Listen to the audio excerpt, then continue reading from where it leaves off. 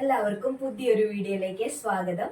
ഇന്ന് നമ്മൾ ഉണ്ടാക്കാൻ പോകുന്നതെന്ന് വെച്ചാൽ കർക്കിടക മാസം ആയതുകൊണ്ട് നമ്മൾ ഉലുവ ഉരുക്കി എടുക്കാൻ പോവുകയാണ്. എല്ലാവർക്കും, നമുക്ക് കുഞ്ഞുങ്ങൾക്കായാലും എല്ലാ ആണുങ്ങൾക്കായാലും പെണ്ണുങ്ങൾക്കായാലും എല്ലാവർക്കും ഒരേപോലെ കഴിക്കാൻ പറ്റുന്ന ഒരു ഉലുവ കൊണ്ടുള്ള ഒരു ലേഹ്യമെന്നും പറയാറുണ്ട്. ശരീരവേദനയ്ക്കും നടുവേദനയ്ക്കും എല്ലാം ഉത്തമമായ ആ ലേഹ്യം പോലെ നമ്മൾ ഉലുവ ഉരുക്കിയെടുക്കാൻ പോവുകയാണ്. അപ്പൊ നമുക്ക് അതെങ്ങനെയാണ് ഉണ്ടാക്കുന്നതെന്ന് നോക്കാം. അപ്പൊ നമ്മൾ ഉലുവ ഉരുക്കാൻ വേണ്ടിയിട്ട് നമ്മളിത് 1/4 കിലോത്തോളം ഉലുവ എടുത്തിട്ടുണ്ട്. അതുപോലെ തന്നെ ഒരു വലിയ ശർക്കരയല്ല ചക്കരയാണ് എടുത്തിരിക്കുന്നത്. പിന്നെ നമുക്ക് ജീരകം എടുത്തിട്ടുണ്ട്.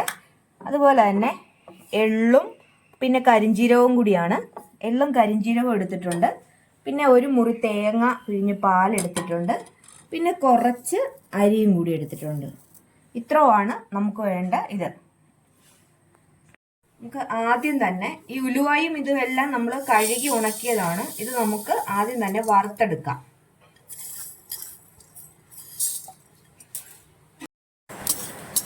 ഉലുവ ഇതായിട്ടുണ്ട്, വറുത്തിട്ടുണ്ട്. നമുക്കത് കോരി ഒരു പാത്രത്തിലോട്ട് മാറ്റി അടുത്ത ഇൻഗ്രീഡിയന്റ് വറുത്തെടുക്കാം. ഈ പരുവത്തിനാണ് ഉലുവ മൂപ്പിച്ചെടുക്കേണ്ടത്. നമുക്ക് അരി വറുത്തെടുക്കാം.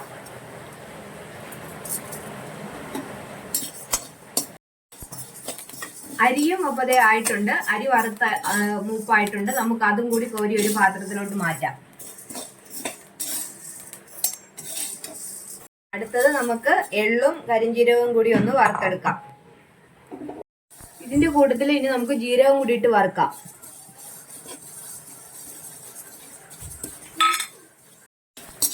ഇത് നമ്മൾ ഈ പരുവത്തിനാണ് എടുക്കേണ്ടത്. അപ്പൊ നമുക്ക് അതും കൂടി ഒന്ന് കോരി മാറ്റാം.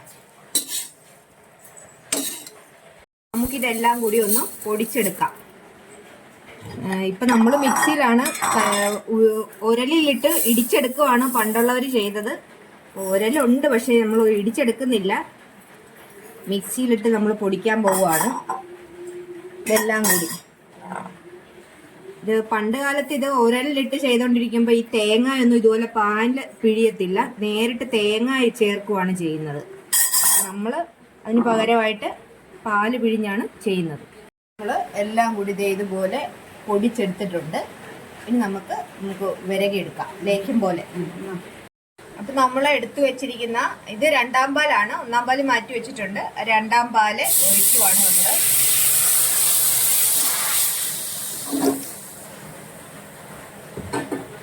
നമ്മൾ ഇനി ഇതിലേക്ക് നമ്മൾ ഈ ചക്കരയാണ് ചേർക്കുന്നത്. ഇത് കണ്ടോ, നല്ല ചക്കരയാണ്. ഇതിനകത്ത് മണ്ണൊന്നുമില്ല. നമ്മൾ നേരത്തെ ചെയ്ത് നോക്കിയിട്ടുണ്ട്, അതുകൊണ്ടാണ് ഇത് ഡയറക്റ്റ് ഇടുന്നത്. അല്ലാത്ത പക്ഷം ഇതൊന്ന് നമ്മൾ പാനിയാക്കിയിട്ടാണ് ഇതിനകത്തോട്ട് ഉരുക്കി ചേർക്കുന്നത്. ഇപ്പൊ നമ്മൾ ഇത് ഡയറക്റ്റ് ഇടുവാണ്.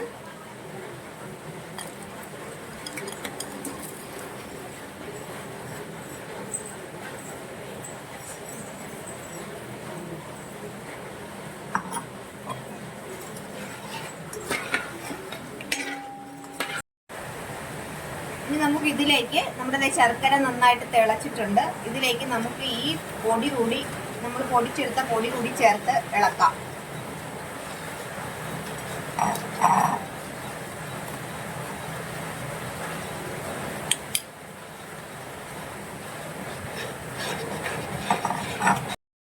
നമ്മളിനി പൊടി ചേർത്ത് കഴിയുമ്പോൾ നമ്മൾ ഇതിങ്ങനെ കൈവിടാതെ തന്നെ ഇളക്കിക്കൊണ്ടിരിക്കണം. ലേഹ്യം ഉണ്ടാക്കുന്ന പോലെ തന്നെയാണ്.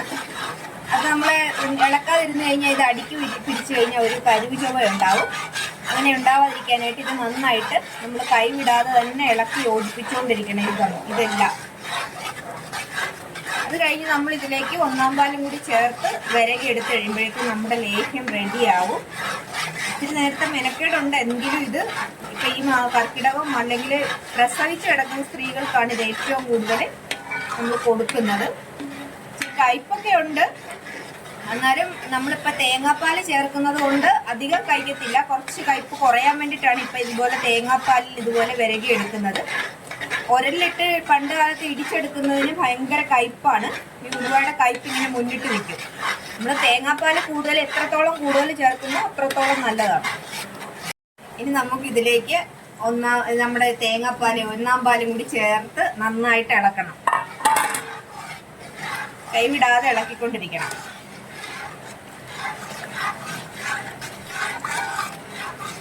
ഇത് നമുക്ക് പറഞ്ഞു തന്നിരിക്കുന്നത് ഇവിടുത്തെ അമ്മാവനാണ് പറഞ്ഞു തന്നേക്കുന്നത്. അമ്മാവന് ആയുർവേദത്തിൽ നിന്ന് റിട്ടയർഡ് ആയ ആളാണ്. അപ്പൊ അമ്മാവനൊക്കെ ഇതുപോലെ മരുന്നുകളെല്ലാം ഉണ്ടാക്കിയൊക്കെ കൊടുക്കാറുണ്ട്. അപ്പോൾ ആവശ്യമുണ്ടെങ്കിൽ ആവശ്യക്കാർ പറയുന്നതിനനുസരിച്ച് അവർ ഉണ്ടാക്കി എത്തിക്കും.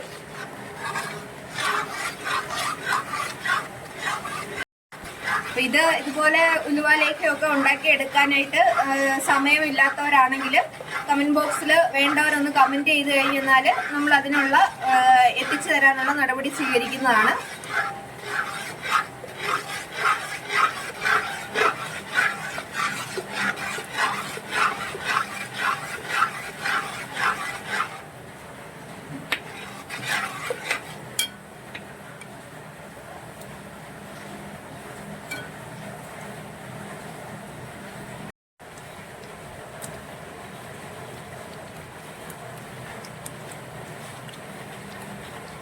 ഇതുപോലെ ചെയ്തെടുക്കുന്നതിലേക്ക് അങ്ങാടി മരുന്ന് കൂടി ചേർത്താണ് നമ്മൾ പ്രസവ സമയത്ത് ദേഹരക്ഷയ്ക്ക് വേണ്ടിയിട്ട് ഇളതായ ശരീരം ഉറയ്ക്കാൻ വേണ്ടിയിട്ട് ചെയ്യുമ്പോൾ അങ്ങാടി മരുന്നിന്റെ കൂട്ടുണ്ടല്ലോ, അങ്ങാടി മരുന്ന് കൂട്ടുകൂടി ഇതിന്റെ കൂടെ ചേർത്ത് ആണ് അന്നേരം പ്രസവ സമയത്ത് ലേഹ്യം ഉണ്ടാക്കി തരുന്നത്.